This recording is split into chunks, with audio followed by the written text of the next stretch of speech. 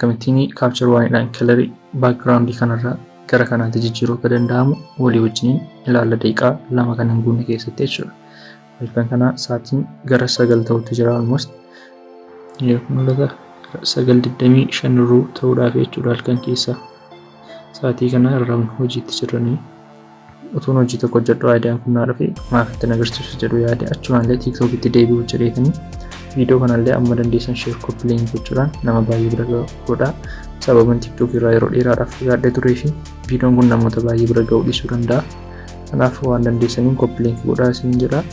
Amma gara viidiyoochaatti dabarru. Akkuma asirratti argitanii suuraan kun color gradeedhaa fi ritachiin hojjetameefii jira.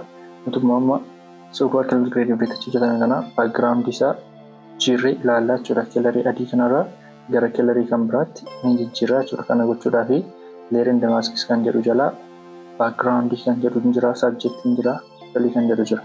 Isa keessa background kan jedhu ni filanna. Background irratti hojjenna sababa ta'eef jechuudha.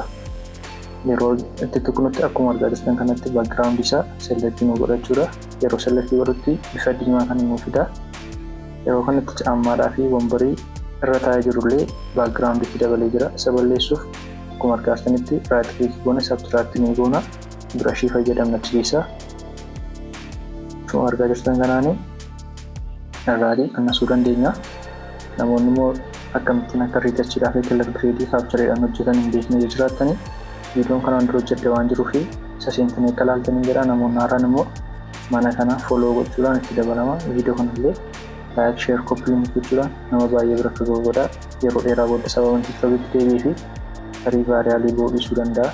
Kanaaf amma dandeessan copy link godhaa isiniin jecha bifuma argaa jirtan kanaanii lafa nun barbaachisne irraa baasnee xumurree isa hafe immoo yoo jiraate aadiitti gochuudhaaf aadii goona.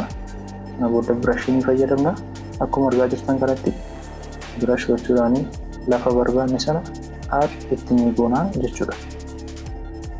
Bifuma argaa jirtan kanaanii sila yeroo subtract goone bakka tirfii goone yoo jiraate irraa ni hir'isna. Sana booda leevilii jala deemuudhaan kalarii jijjiiruu barbaaddan irratti ni geessina jechuudha. Laayitii jiru fayyadamuudhaan jijjiirraa jechuudha malee akka Photoshop fi solid kalarii gochuu hin gaafatu. Kaansuudhaan karvii jalallee deemuudhaan bifa kanaan gara barbaannetti butuudhaan background keenya jijjiirrachuu ni dandeenya jechuudha. Namoonni viidiyoon kun tolee faavoritii godhachuu akkasumas illee laayikii gochuu hin dagatinaa. Yaada qabdan immoo koomentii nu godhaa. Mana kanallee namoonni haaraan follow godhaa isiniin jechaa galatoomaa bifa kan daaftariin kana fakkaata.